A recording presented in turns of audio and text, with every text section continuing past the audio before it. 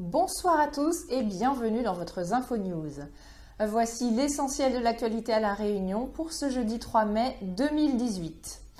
Le général Xavier Ducept, commandant de la gendarmerie de La Réunion, et le procureur de la République Éric Tuffery ont tenu un point cet après-midi au sujet du trafic de stupéfiants démantelé par les militaires de la gendarmerie nationale lundi matin. À l'issue d'une enquête de 4 mois, cette personne soupçonnée d'être à la tête d'un vaste réseau de trafic de cannabis entre La Réunion et Maurice avait été interpellée et sont actuellement déférés. Lors de la perquisition, 400 pieds de Zamal avaient été saisis ainsi que des dizaines de téléphones, des véhicules et des moyens informatiques. Le cannabis était quant à lui revendu sur Maurice jusqu'à 15 000 € le kilo. Retour en images avec Régis Labrousse. 4 mois entre le premier signalement qui nous arrive de témoins de Sainte-Rose qui voient un bateau être débarqué durant la nuit du 23 au 24 décembre. À partir de ce moment-là, nous avions l'expérience des événements de 2016 à Sainte-Rose. Nous avons pensé qu'il pouvait s'agir d'un trafic de stupéfiants. Nous avons mis en place des dispositifs techniques. Nous avons recherché des signalements le 24 décembre.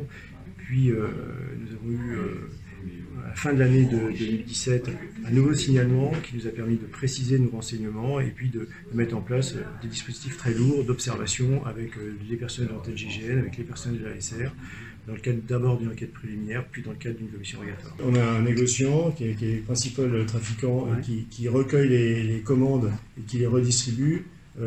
Il a avec lui un homme de main qui lui sert de mule, essentiellement d'ailleurs dans le domaine financier, entre La Réunion et Maurice. Nous avons 2 préparateurs qui, eux, récoltent la marchandise, la préparent pour pouvoir l'exporter, la sèche, la trie, s'assurent de sa qualité. Et nous avons des cultivateurs, des planteurs qui sont amenés en effet, à produire plus ou moins de cannabis en fonction de leur capacité, en fonction du risque qu'ils ont voulu prendre. Et toujours aucune explication concernant ce meurtre sauvage intervenu dans la nuit de mercredi à jeudi à la convenance Sainte-Marie.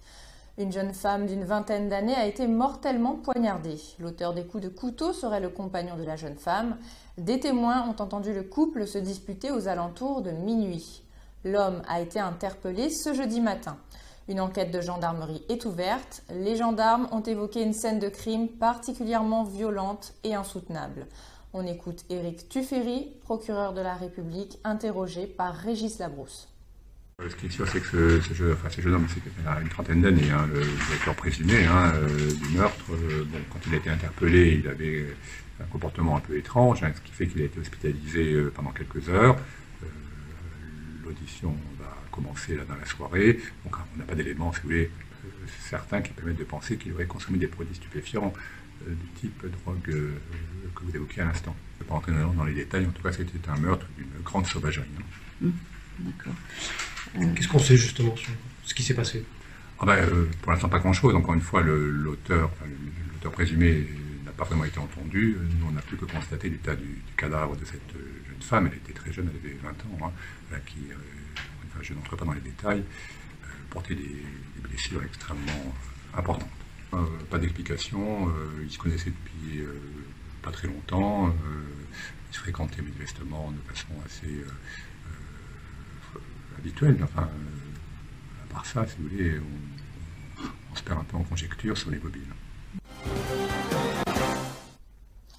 À Saint-Louis, le parti Action populaire de La Réunion s'est réuni ce matin afin de discuter de l'amendement Virapoulet. Il était également question de l'évolution apportée par la majorité municipale au dossier de création de la 25e commune, celle de La Rivière. Prisca Bigot a rencontré Claude Waro, président du parti Action populaire de La Réunion. Je m'arrêterai le jour où La Rivière sera la 25e commune de La Réunion. Aujourd'hui, je vois que ceux qui l'ont fait échouer en 2018 proposent une délibération au conseil municipal, que les partisans de la 25e commune dans le conseil ne votent pas, que l'opposition minoritaire ne vote pas, et cette délibération ne propose pas de timing pour la mise en place des commissions, la reprise du travail, pour aboutir avant la fin de l'année à une décision. Or, nous savons que la décision doit être prise absolument avant mars 2019 si on veut qu'elle soit applicable en mars 2020.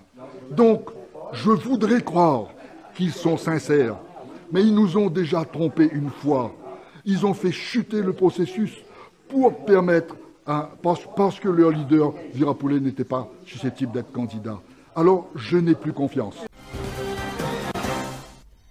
Cyril Melchior, président du département, Martha Mussard, présidente de l'association réunionnaise interprofessionnelle pour le bétail et les viandes, et Philippe Maillard, président de l'association réunionnaise interprofessionnelle de la volaille et du lapin, ont présenté ce matin le guide des bonnes pratiques et la convention Volaille Pays au Collège Bourbon de Saint-Denis.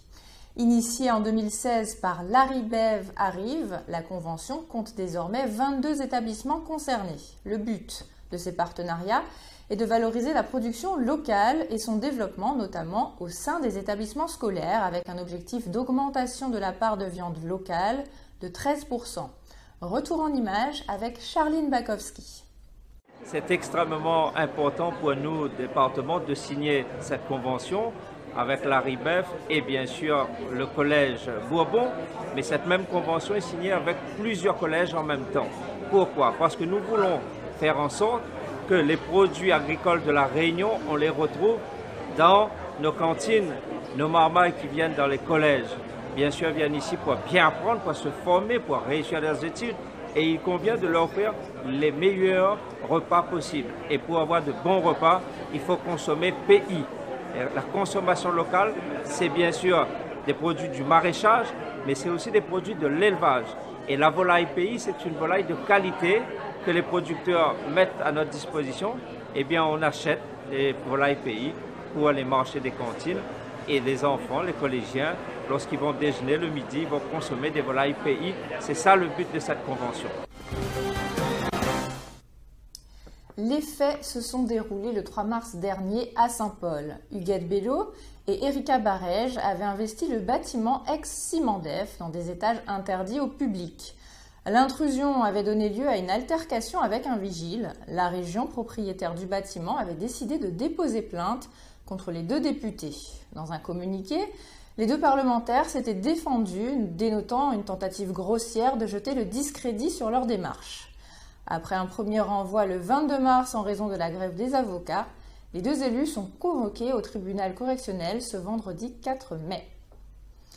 Et attention sur la RN1 route du littoral pour permettre la suite des travaux de la nouvelle route du littoral. La circulation se fera en mode bidirectionnel sur les voies côté montagne entre la Grande Chaloupe et la Possession de 20h à 5h cette nuit, sauf événement imprévu. Votre journal est maintenant terminé. Merci de votre fidélité, excellente soirée à tous et à demain midi.